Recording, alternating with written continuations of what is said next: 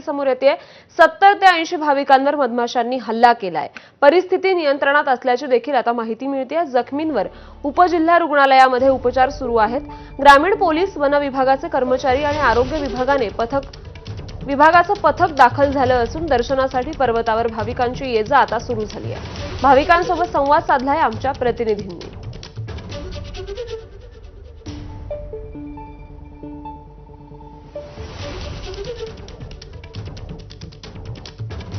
आज हनुमान जयंतीचा उत्साह आहे आणि या निमित्तानं नाशिकच्या अंजनेरी या ठिकाणी हनुमान जन्मस्थळाच्या ठिकाणी रात्रीपासून मोठ्या प्रमाणात भाविकांनी गर्दी केली होती। आपण माझ्या मागे बघू शकतो, हाच तो अंजनेरी पर्वत आहे। या ठिकाणी मोठ्या प्रमाणात जेथे भाविक रात्रीपासून दर्शनासाठी गर्दी करत होते, मात्र सकाळच्या सुमारामध्ये या ठिकाणी या भाविकांवर मधमाशांनी हल्ला केल्याची घटना घडली होती।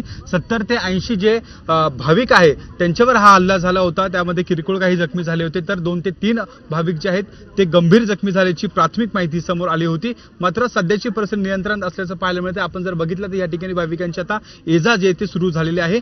या ठिकाणी पोलीस देखील आता दाखल झालेले आहे। ग्रामीण पोलिसांकडून या ठिकाणी संपूर्ण परिस्थिती नियंत्रणात असल्याची माहिती मिळत आहे। आरोग्य विभागाच्या 2 टीम देखील या ठिकाणी घटनास्थळी दाखल झालेल्या होत्या आणि जे जखमी भाविक आहेत त्या भाविकांवर उपचार करून आता त्यांना त्या ठिकाणाहून सोडण्यात आलेलं आहे। काही भाविक माझ्यासोबत आहे। काय नेमकी घटना घडली होती? काही नाही, आम्हाला समजलं का जाताना का पोळ उठला आहे, तर त्यांनीच सांगितलं आम्हाला का आता नियंत्रणमध्ये काही असं प्रॉब्लेम नाहीये, अफवांवर विश्वास ठेवू नका। झालं होतं थोडासा इन्सिडेंट, पण काहीच झालं नाही। ही घटना जी आहे पार्किंग झाल्यानंतर वरती जी दगडी पायऱ्या चालू होतात त्या ठिकाणी घडली होती। दोन्ही साईडला डोंगर आहेत आणि मधून रस्ता वरती जातो त्या ठिकाणी झाली होती आणि मधमाशींनी हल्ला केला होता।